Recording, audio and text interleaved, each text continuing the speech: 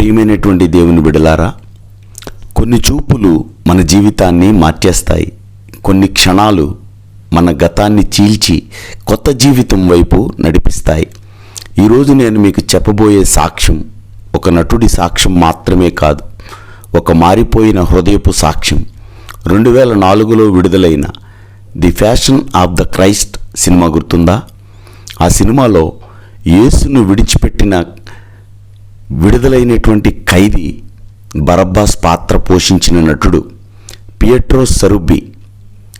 సినిమాలో బరబ్బా యేసును మొదటిసారి చూస్తాడు.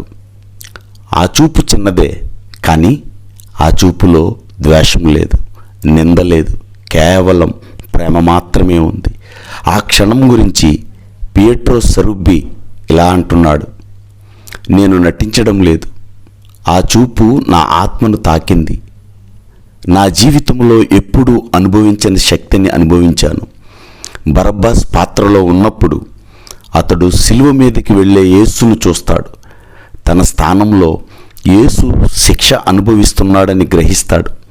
అది కేవలం సినిమా సన్నివేశం కాదు, అది అతని ఆత్మకు వచ్చినటువంటి పిలుపు. ఆ అనుభవం తర్వాత పియెట్రో సరుబ్బి జీవితం పూర్తిగా మారిపోయింది.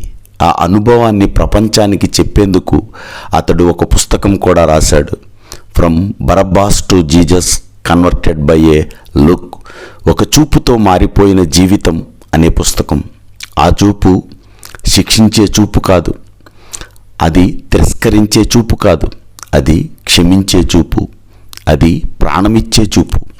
ప్రియమైనటువంటి దేవుని బిడ్డలారా, ఈరోజు మన జీవితాల్లో కూడా మనమే బరబ్బాలాగా ఉన్నామేమో. మన తప్పులు, మన ఓడిపోవడం, మన పాపాలు, మన స్థానంలో యేసు నిలబడ్డాడు. మన శిక్షను ఆయన భరించాడు. ఈరోజు కూడా ఆయన చూపు మన మీదే ఉన్నది. నిన్ను ప్రేమిస్తున్నాను అని చెప్పే చూపు. ఈరోజు ఆ చూపును స్వీకరించగలిగితే మన జీవితాలు కూడా మారతాయి. బరబ్బాస్ నుండి యేసు వరకు మారిన జీవితం మనకు ఒక ఆశనిస్తుంది. చివరి మాటగా ఒకటి చెప్పనా? ఒక చూపు చాలు, ఒక్క క్షణం చాలు. యేసు నిజంగా చూసామంటే గనక మన జీవితం ఎప్పటికీ మరి ఆశీర్వాదంగా మార్చబడబోతూ ఉంది. ఈ రాత్రి నీవు ఆయన వైపు చూడగలిగితే, ఆయనను నిదానించి నీవు చూడగలిగితే గనక దేవుడు నిన్ను ఆశీర్వాదంగా మార్చబోతా ఉన్నాడు. అందరికీ వందనాలు. ఆమేన్.